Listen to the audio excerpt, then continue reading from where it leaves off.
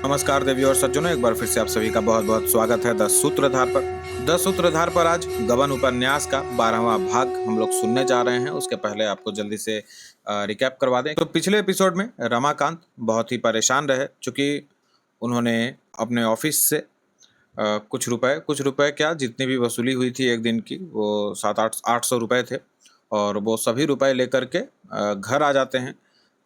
रमा ये सोचता है कि जब रुपए रतन देखेगी तो शायद उसको यह विश्वास हो जाएगा कि इन लोगों ने रुपए खर्च नहीं किए हैं और कंगन बन करके आ जाएगा। तो उसको बस वो दिखाना था और वापस सारे रुपए उठा करके ले जाने थे, ऑफिस में जमा करवा देना था। लेकिन इस बीच ये होता है कि रमा जब घर से टहलने निकलते हैं तो रतन आ धमकती हैं। रतन के आने के बाद उनका सामना रमा से नहीं हो पाता, रमा जालपा से होता है। और जालपा वो जो रुपए थे वो ले करके रतन को सौंप देती है। अब यह जानकारी जब रमा को होती है तो वो बड़ा क्रुद्ध होता है, लेकिन अब वह गुस्सा निकाले तो किस पे निकाले, इसमें जालपा की भी पूरी तरह कोई गलती थी नहीं। यह बात उसको समझ में आ जाती है। वो सोचता है कि चलो भाई, रतन के घर चलें और वहां से जो है पैसे लेकर के आ जाएं। अब वो इसी उद्देश्य के साथ रतन के घर पहुंचते हैं, जहाँ पे मेला लगा हुआ था, बच्चे लोग झूला झूल रहे हैं और मतलब त्योहार सा था। लेकिन तो अब उस बीच ये जो है अपनी बात कह नहीं पाते। अब वहाँ से वो घर लौट आते हैं, लेकिन हमेशा उनके दिमाग में यह सोच रहे हैं कि भाई अब ये रुपयों का बंदोबस्त कैसे किया जाए। किसी उधेड़ बुन में बेचारे सो नहीं पाते हैं और वह एपिसोड यहीं पे समाप्त हो जाता है। अब शुरू करते हैं 19वां एपिसोड। देखते हैं कि रमा रुपयों का बंदोबस्त कहाँ से करता है या कर नहीं पाता, फिर क्या चीजें होती हैं। प्रातःकाल रमा ने रतन के पास अपना आदमी भेजा। खत में लिखा, मुझे बड़ा खेद है कि कल जालपा ने आपके साथ ऐसा व्यवहार किया जो उसे न करना चाहिए था। मेरा विचार यह कदापि न था कि रुपए आपको लौटा दूं। मैंने सराफ को ताकीद करने के लिए उससे रुपए लिए थे। कंगन 2-4 दिनों में अवश्य बन जाएंगे, आप रुपए भेज दीजिए। उसी थैली में 200 रुपए मेरे भी थे, वह भी भेजिएगा। अपने सम्मान की रक्षा करते हुए जितनी विनम्रता उससे हो सकती थी उसमें कोई कसर नहीं रखी गई। जब तक आदमी लौट कर ना आया वह बड़ी व्यग्रता से उसकी राह देखता रहा। इस बीच तरह तरह के ख्याल उसके मन में आते थे। कभी सोचता कि कहीं बहाना न बना दे, या घर पर मिले ही नहीं, या 2-4 दिन के बाद देने का वादा करे। सारा दारोमदार रतन के रुपयों पर था। अगर रतन ने साफ जवाब दे दिया तो फिर सर्वनाश। उसकी कल्पना से ही रमा के प्राण सूखे जा रहे थे। आखिर 9 बजे आदमी लौटा। रतन ने 200 रुपए तो दिए थे, मगर खत का कोई जवाब न दिया था। रमा ने निराश आंखों से आकाश की ओर देखा। सोचने लगा, रतन ने खत का जवाब क्यों नहीं दिया। मामूली शिष्टाचार भी नहीं जानती। कितनी मक्कार औरत है। रात को ऐसा मालूम होता था कि साधुता और सज्जनता की प्रतिमा ही है, पर दिल में यह गुबार भरा हुआ था। शेष रुपयों की चिंता में रमा को नहाने और खाने की भी सुध न रही। कहार अंदर गया तो जालपा ने पूछा, तुम्हें कुछ काम धंधे की भी खबर है कि मटर गश्ती ही करते रहोगे? 10 बज रहे हैं और अभी तक तरकारी भाजी का कहीं पता नहीं। कहार ने त्योरियां बदलकर आवेशित स्वर में कहा, तो का 4 हाथ गोड़ कर लही, कामे से तो गवा रहीन। बाबू मेम साहब के 13 रुपया लेवे के भेजिन रहा। जालपा, कौन मेम साहब? जौन मोटर पर चढ़ के आवत हैं। जालपा, तो लाए रुपए? लाए काहे नहीं, पृथ्वी के छोर पर तो रहत हैं, दौड़त दौड़त गोड़ पिराए लाग। जालपा कुछ तेजी से बोली। अच्छा, दौड़ते हुए चटपट बाजार जाकर तरकारी लाओ। कहार तो उधर गया। रमा रुपए लिए हुए अंदर पहुंचा तो जालपा ने कहा, तुमने अपने रुपए रतन के पास से मंगवा लिए ना? अब तो मुझसे ना लोगे। रमा ने उदासीन भाव से कहा, मत दो। जालपा, मैंने कह दिया था रुपया दे दूंगी, तुम्हें इतनी जल्दी मांगने की क्यों सूझी? समझी होगी, इन्हें मेरा इतना विश्वास भी नहीं। रमा ने हताश होकर कहा, मैंने रुपए नहीं मांगे थे, केवल इतना लिख दिया था कि थैली में 200 रुपए ज्यादा हैं। उसने अपने आप ही भेज दिए। जालपा ने हंसकर कहा, मेरे रुपए बड़े भाग्यवान हैं, दिखाऊं? चुन चुन कर नए रुपए रखे हैं, सब इसी साल के हैं, बिल्कुल चमाचम। देखो तो आंखें ठंडी हो जाए। इतने में किसी ने नीचे से आवाज दी, बाबूजी, सेठ ने रुपए के लिए भेजा है। दयानाथ स्नान करने अंदर जा रहे थे। सेठ के प्यादे को देखकर पूछा, कौन सेठ, कैसे रुपए, मेरे यहाँ किसी के रुपए नहीं आते। प्यादा, छोटे बाबू ने कुछ माल लिया था, साल भर हो गए अभी तक 1 रुपया नहीं दिया। सेठ जी ने कहा है बात बिगड़ने पर रुपए दिए तो क्या दिए, आज कुछ जरूर दिलवा दीजिए। दयानाथ ने रमा को पुकारा और बोले, देखो किस सेठ का आदमी आया है, उसका कुछ हिसाब बाकी है, साफ क्यों नहीं कर देते, कितना बाकी है इसका। रमा कुछ जवाब न देने पाया था कि प्यादा बोल उठा, पूरे 700 हैं बाबूजी। दयानाथ की आंखें फैलकर मस्तक तक पहुंच गई। 700? क्यों जी, यह तो 700 कहता है। रमा ने टालने के इरादे से कहा, अब मुझे ठीक से मालूम नहीं। प्यादा, मालूम क्यों नहीं? पुर्जा तो मेरे पास है, तब से कुछ दिया ही नहीं, कम कहाँ से हो गए? रमा ने प्यादे को पुकार कर कहा, चलो तुम दुकान पर, मैं आता हूँ। प्यादा, हम बिना कुछ लिए ना जाएंगे साहब, आप यूं ही टाल दिया करते हैं और बातें हमको सुननी पड़ती हैं। रमा सारी दुनिया के सामने जलील बन सकता था, किंतु पिता के सामने जलील बनना उसके लिए मौत से कम न था। जिस आदमी ने अपने जीवन में कभी हराम का एक पैसा न छुआ हो, जिसे किसी से उधार लेकर भोजन करने के बदले भूखों सो रहना मंजूर हो, उसका लड़का इतना बेशर्म और बेगैरत हो। रमा पिता की आत्मा का यह घोर अपमान न कर सकता था। वह उन पर यह बात प्रकट न होने देना चाहता था कि उनका पुत्र उनके नाम को बट्टा लगा रहा है। कर्कश स्वर में प्यादे से कहा, तुम अभी यहीं खड़े हो, हट जाओ, नहीं तो धक्का देकर निकाल दिए जाओगे। प्यादा, हमारे रुपए दिलवाइए, हम चले जाएं, हमें क्या आपके द्वार पर मिठाई मिलती है? रामानाथ, तुम ना जाओगे? जाओ, लाला से कह देना नालिश कर दे। दयानाथ ने डांट कर कहा, क्या बेशर्मी की बातें करते हो जी? जब फिरा में रुपए न थे तो चीज लाए ही क्यों? और लाए तो जैसे बने वैसे रुपए अदा करो। कह दिया नालिश कर दो, नालिश कर दिया तो कितनी आबरू रह जाएगी, इसका भी कुछ ध्यान है? सारे शहर में उंगलियां उठेंगी, मगर तुम्हें इसकी क्या परवाह? तुमको यह सूझी क्या कि एक बार की इतनी बड़ी गठरी सिर पर लाद ली? कोई शादी ब्याह का अवसर होता तो एक बात भी थी। और वह औरत कैसी है जो पति को ऐसी बेहुदगी करते देखती है और मना नहीं करती? आखिर तुमने क्या सोचकर यह कर्ज लिया? तुम्हारी ऐसी कुछ बड़ी आमदनी तो है नहीं। रमा को पिता की यह डांट बहुत बुरी लग रही थी। उसके विचार में पिता को इस विषय में कुछ बोलने का अधिकार ही न था। निसंकोच होकर बोला, आप नहा कितना बिगड़ रहे हैं, आपसे रुपए मांगने जाऊं तब कहिएगा, मैं अपने वेतन से थोड़ा थोड़ा करके सब चुका दूंगा। अपने मन में उसने कहा, यह तो आप ही की करनी का फल है, आप ही के पाप का प्रायश्चित कर रहा हूँ। प्यादे ने पिता और पुत्र में वाद विवाद होते देखा तो चुपके से अपनी राह ली। मुंशी जी भुनभुनाते हुए स्नान करने चले गए। रमा ऊपर गया तो उसके मुंह पर लज्जा और ग्लानि की फटकार बरस रही थी। जिस अपमान से बचने के लिए वह डाल डाल पात पात भागता फिरता था, वह हो ही गया। इस अपमान के सामने सरकारी रुपयों की फिक्र भी गायब हो गई। कर्ज लेने वाले बला के हिम्मती होते हैं। साधारण बुद्धि का मनुष्य ऐसी परिस्थिति में पड़कर घबरा उठता है, पर बैठकबाजों के माथे पर बल तक नहीं पड़ता। रमा अभी इस कला में दक्ष नहीं हुआ था। इस समय यदि यमदूत उसके प्राण हरने आता तो वह आंखों से दौड़कर उसका स्वागत करता। कैसे क्या होगा, इससे अधिक वह इस समस्या की और व्याख्या कर भी नहीं पा रहा था। यही प्रश्न एक सर्वव्यापी पिशाच की भांति उसे घूरता दिखाई देता था। कैसे क्या होगा, यही शब्द अगणित बगुलों की भांति चारों ओर उठते नजर आते थे।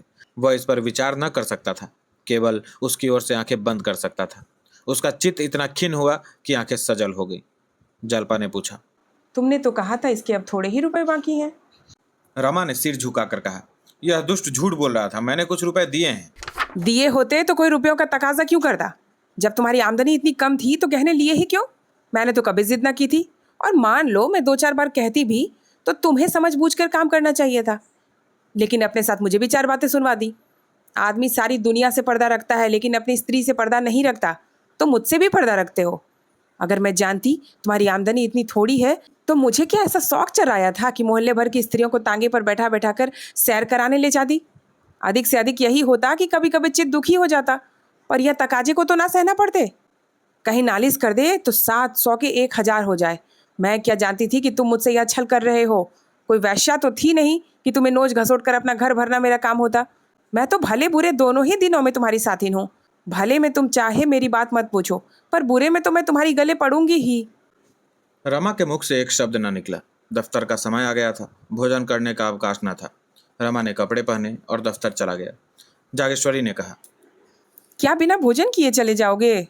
रमा ने कोई जवाब न दिया और घर से निकलना ही चाहता था कि जालपा झटपट नीचे आई और उसे पुकार कर बोली, मेरे पास जो 200 रुपए हैं उन्हें क्यों नहीं सर्राफ को दे देते? रमा ने चलते वक्त जानबूझकर जालपा से रुपए न मांगे थे। वह जानता था जालपा मांगते ही दे देगी, लेकिन इतनी बातें सुनने के बाद अब रुपयों के लिए उसके सामने हाथ फैलाते उसे संकोच ही नहीं, भय होता था। कहीं वह फिर न उपदेश देने बैठ जाए। इसकी अपेक्षा आने वाली विपत्तियां कहीं हल्की थीं। मगर जालपा ने जब उसे पुकारा तो कुछ आशा बंध गई और बोला, अच्छी बात है, लाओ दे दो। वह बाहर के कमरे में बैठ गया। जालपा दौड़कर ऊपर से रुपए लाई और गिन गिन कर उसकी थैली में डाल दिए। उसने समझा था रमा रुपए पाकर फूला ना समाएगा, पर उसकी आशा पूरी ना हुई। अभी 300 रुपयों की फिक्र करनी थी, वह कहाँ से आएंगे? भूखा आदमी इच्छापूर्ण भोजन चाहता है, 2-4 फुलकों से उसकी तुष्टि नहीं होती। सड़क पर आकर रमा ने एक तांगा लिया और उससे जॉर्ज टाउन चलने को कहा, शायद रतन से भेंट हो जाए। वह चाहे तो 300 रुपये का बड़ी आसानी से प्रबंध कर सकती है। रास्ते में वह सोच रहा था कि आज बिल्कुल संकोच न करूंगा। जरा देर में जॉर्ज टाउन आ गया। रतन का बंगला भी आया। वह बरामदे में बैठी थी। रमा ने उसे देखकर हाथ उठाया। उसने भी हाथ उठाया, पर वहां उसका सारा संयम टूट गया। वह बंगले में न जा सका। तांगा सामने से निकल गया। रतन बुलाती तो वह चला जाता, और वह बरामदे में न बैठी होती तब भी शायद वह अंदर जाता, पर उसे सामने बैठे देखकर वह संकोच में डूब गया। जब तांगा गवर्नमेंट हाउस के पास पहुंचा तो रमा ने चौंक कर कहा, चुंगी के दफ्तर चलो। तांगे वाले ने घोड़ा उधर मोड़ लिया। 11 बजते बजते रमा दफ्तर पहुंचा। उसका चेहरा उतरा हुआ था, छाती धड़क रही थी। बड़े बाबू ने जरूर पूछा होगा, जाते ही बुलाएंगे। दफ्तर में जरा भी रियायत नहीं करते। तांगे से उतरते ही उसने पहले अपने कमरे की तरफ निगाह डाली। देखा कई आदमी खड़े उसकी राह देख रहे हैं। वह उधर न जाकर रमेश बाबू के कमरे की ओर गया। रमेश बाबू ने पूछा, तुम अब तक कहाँ थे जी? खजांची साहब तुम्हें खोजते फिरते हैं। चपरासी मिला था? रमा ने अटकते हुए कहा, अब मैं घर पर ना था, जरा वकील साहब की तरफ चला गया था। एक बड़ी मुसीबत में फंस गया हूँ। रमेश, कैसी मुसीबत? घर पर तो कुशल है? रमानाथ, जी हाँ, घर पर तो कुशल है। कल शाम को यहाँ काम बहुत था। मैं उसमें ऐसा फंसा कि वक्त की कुछ खबर ही न रही। जब काम खत्म करके उठा तो खजांची साहब चले गए थे। मेरे पास आमदनी के 800 रुपये थे। सोचने लगा इसे कहाँ रखूँ। मेरे कमरे में कोई संदूक है नहीं। यह निश्चय किया कि साथ लेता जाऊँ। 500 रुपये नकद थे, वह तो मैंने थैली में रखे। 300 रुपये के नोट जेब में रख लिए और घर चला। चौक में एक दो चीज़ें लेनी थी। उधर से होता हुआ घर पहुंचा तो नोट गायब थे। रमेश बाबू ने आंखें गाड़ कर कहा, 300 के नोट गायब हो गए? रमानाथ, जी हाँ, कोट के ऊपर की जेब में थे, किसी ने निकाल लिए। रमेश, और तुमको मारकर थैली नहीं छीन ली? रमानाथ, क्या बताऊं बाबूजी, तब से चित्त की जो दशा हो रही है वह बयान नहीं कर सकता। तब से अब तक इसी फिक्र में दौड़ रहा हूँ। कोई बंदोबस्त नहीं हो पा रहा। रमेश, अपने पिता से तो कहा ही ना होगा? रमानाथ, उनका स्वभाव तो आप जानते हैं। रुपए तो ना देते, उल्टी डांट सुनाते। रमेश, तो फिर क्या फिक्र करोगे? रमानाथ, आज शाम तक कोई ना कोई फिक्र करूंगा। रमेश ने कठोर भाव धारण करके कहा, तो फिर करो ना। इतनी लापरवाही तुमसे हुई कैसे? मेरी जेब से तो आज तक 1 रुपया भी ना गिरा। आंखें बंद करके रास्ता चलते हो या नशे में? मुझे तुम्हारी बात पर विश्वास भी नहीं हो रहा। सच सच बतला दो, कहीं अनाप शनाप तो नहीं खर्च कर डाले? और उस दिन तुमने मुझसे रुपए क्यों मांगे थे? रमा का चेहरा पीला पड़ गया। कहीं कलई तो न खुल जाएगी। बात बनाकर बोला, क्या सरकारी रुपया खर्च कर डालूंगा? उस दिन तो आपसे रुपए इसलिए मांगे थे कि बाबूजी को एक जरूरत आ पड़ी थी। घर में रुपए नहीं थे। आपका खत मैंने उन्हें सुना दिया। बहुत हंसे। दूसरा इंतजाम कर लिया। इन नोटों के गायब होने का तो मुझे खुद ही आश्चर्य हो रहा है। रमेश, तुम्हें अपने पिताजी से मांगते संकोच होता हो तो मैं खत लिख कर मंगवा लूं? रमा ने कानों पर हाथ रखकर कहा, नहीं नहीं नहीं नहीं बाबूजी, ईश्वर के लिए ऐसा ना कीजिएगा। ऐसी ही इच्छा हो तो मुझे गोली मार दीजिए। रमेश ने एक क्षण तक कुछ सोचकर कहा, तुम्हें विश्वास है शाम तक रुपए मिल जाएंगे? रमानाथ, हाँ, आशा तो है। रमेश, तो इस थैली के रुपए जमा कर दो। मगर देखो भाई, मैं साफ साफ कह देता हूँ, अगर कल 10 बजे रुपए न लाए तो मेरा दोष नहीं। कायदा तो यही कहता है कि मैं इसी वक्त तुम्हें पुलिस के हवाले करूं, मगर तुम अभी लड़के हो, इसलिए क्षमा करता हूं। वरना तुम्हें मालूम है मैं सरकारी काम में किसी प्रकार की मुरव्वत नहीं करता। अगर तुम्हारी जगह मेरा भाई या बेटा होता तो भी मैं उसके साथ यही सलूक करता, बल्कि शायद इससे सख्त करता। तुम्हारे साथ तो फिर भी मैं बड़ी नरमी से पेश आ रहा हूँ। मेरे पास रुपए होते तो तुम्हें दे देता, लेकिन मेरी हालत तो तुम जानते ही हो। किसी का कर्ज नहीं रखता, न किसी को कर्ज देता हूँ, न किसी से लेता हूँ। कल रुपए ना आए तो बुरा होगा। और सुनो, मेरी दोस्ती भी तुम्हें पुलिस के पंजे से नहीं बचा पाएगी। मेरी दोस्ती ने आज अपना हक अदा कर दिया, वरना इस वक्त तुम्हारे हाथों में हथकड़ियाँ लगी होती। हथकड़ियाँ? यह शब्द तीर की भांति रमा की छाती में लगा। वह सिर से पांव तक कांप उठा। उस विपत्ति की कल्पना करके उसकी आंखें डगमगा आए। वह धीरे धीरे सिर झुकाए सजा पाए हुए कैदी की भांति जाकर अपनी कुर्सी पर बैठ गया। पर यह भयंकर शब्द बीच बीच में उसके हृदय में गूंज जाता था। आकाश पर काली घटाएं छाई थी। सूर्य का कहीं पता न था। क्या वह भी इस घटा रूपी कारागार में बंद है? क्या उसके हाथों में भी हथकड़ियां हैं? रमा शाम को दफ्तर से चलने लगा तो रमेश बाबू दौड़े हुए आए और कल रुपए लाने की ताकीद की।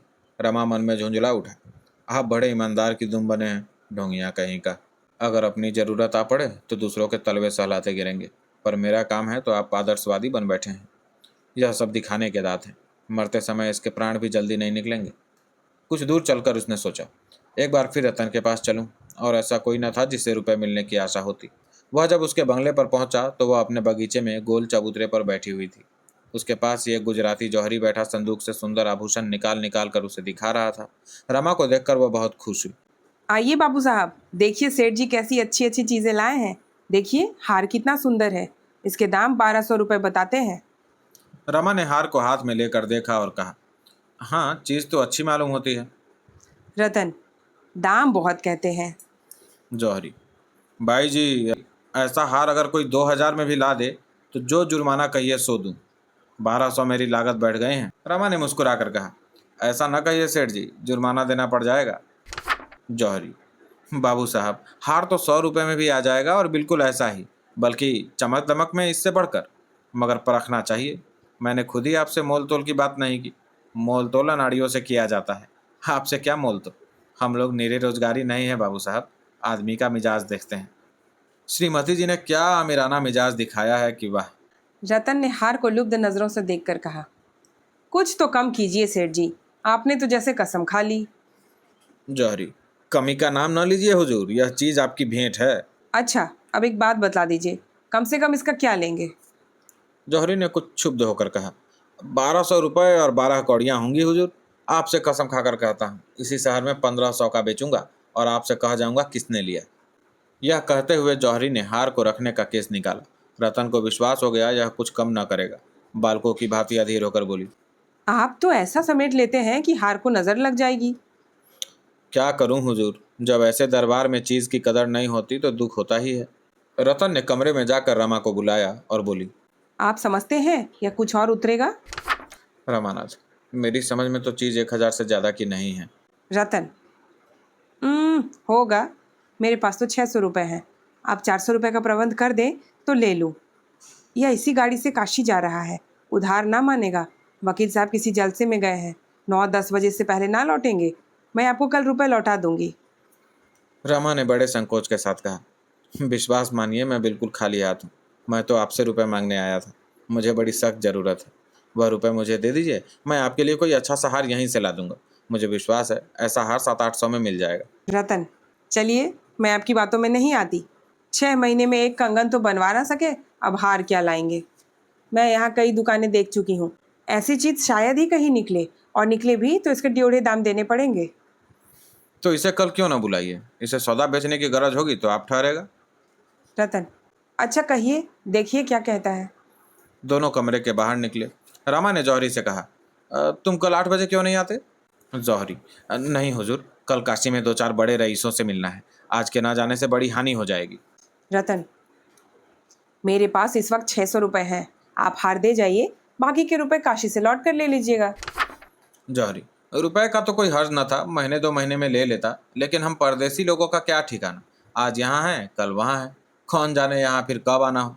आप इस वक्त 1000 दे दें तो 200 रुपये बाद में दे दीजिएगा। रमानाथ, तब तो सौदा ना होगा। जौहरी, इसका अख्तियार आपको है, मगर इतना कह देता हूँ कि ऐसा माल फिर न पाइएगा। रमानाथ, रुपए होंगे तो माल बहुत मिल जाएगा। जौहरी, कभी कभी दाम रहने पर भी अच्छा माल नहीं मिलता। यह कहकर जौहरी ने फिर हार को केस में रखा और इस तरह संदूक समेटने लगा मानो वह एक क्षण भी न रुकेगा। रतन का रोया रोया कान बना हुआ था, मानो कोई कैदी अपनी किस्मत का फैसला सुनने को खड़ा हो। उसके हृदय की सारी ममता, ममता का सारा अनुराग, अनुराग की सारी अधीरता, उत्कंठा और चेष्टा उसी हार पर केंद्रित हो रही थी। मानो उसके प्राण उसी हार के दानों में जा छिपे थे। मानो उसके जन्म जन्मांतरों की संचित अभिलाषा उसी हार पर मंडरा रही थी। जौहरी को संदूक बंद करते देखकर वह जलविहीन मछली की भांति तड़पने लगी। कभी वह संदूक खोलती, कभी वह दराज खोलती, पर रुपए नहीं मिले। सहसा मोटर की आवाज़ सुनकर रतन ने फाटक की ओर देखा। वकील साहब चले आ रहे थे। वकील साहब ने मोटर बरामदे के सामने रोक दी और चबूतरे की तरफ चले। रतन ने चबूतरे के नीचे उतर कर कहा, आप तो 9 बजे आने को कह गए थे। वकील, वहाँ काम ही पूरा ना हुआ, बैठकर क्या करता है। कोई दिल से तो काम करना नहीं चाहता, सब मुफ्त में नाम कमाना चाहते हैं। यह क्या कोई जौहरी है? जौहरी ने उठकर सलाम किया। वकील साहब रतन से बोले, क्यों, तुमने कोई चीज़ पसंद की है क्या? हाँ, एक हार पसंद किया है, 1200 रुपये मांगते हैं। बस? और कोई चीज़ पसंद करो, तुम्हारे पास सिर की कोई अच्छी चीज़ नहीं है। रतन, इस वक्त मैं यही एक हार लूंगी। आजकल सिर की चीजें कौन पहनता है। लेकर रख लो, पास रहेगी तो कभी पहन भी लोगी, नहीं तो कभी दूसरों को पहने देख लिया तो कहोगी मेरे पास होता तो मैं भी पहनती। वकील साहब को रतन से पति का सा प्रेम नहीं, पिता का सा स्नेह था। जैसे कोई स्नेही पिता मेले में लड़कों से पूछ पूछ कर खिलौने लेता है, वह भी रतन से पूछ पूछ कर खिलौने लेते थे। उसके कहने भर की देर होती थी। उनके पास उसे प्रसन्न करने के लिए धन के सिवा और चीज़ ही क्या थी। उन्हें अपने जीवन में एक आधार की जरूरत थी, सदैह आधार की, जिसके सहारे वह इस जीर्ण दशा में भी जीवन संग्राम में खड़े रह सके। जैसे किसी उपासक को एक प्रतिमा की जरूरत होती है। बिना प्रतिमा के वह किस पर फल चढ़ाए, किसे गंगा जल से नहलाए, किसे स्वादिष्ट चीजों का भोग लगाए। इसी भांति वकील साहब को भी पत्नी की जरूरत थी। रतन उनके लिए सदैह कल्पना मात्र थी, जिससे उनकी आत्मिक पिपासा शांत होती थी। कदाचित रतन के बिना उनका जीवन उतना ही सूना होता जितना आंखों के बिना मुख। रतन ने केस में से हार निकालकर वकील साहब को दिखाया और बोली। इसके 1200 रुपये मांगते हैं। वकील साहब की निगाह में रुपयों का मूल्य आनंददायिनी शक्ति थी। अगर हार रतन को पसंद है तो उन्हें इसकी परवाह न थी कि इसके क्या दाम देने पड़ेंगे। उन्होंने चेक निकालकर जौहरी की तरफ देखा और पूछा, सच सच बोलो, कितना लिखूं?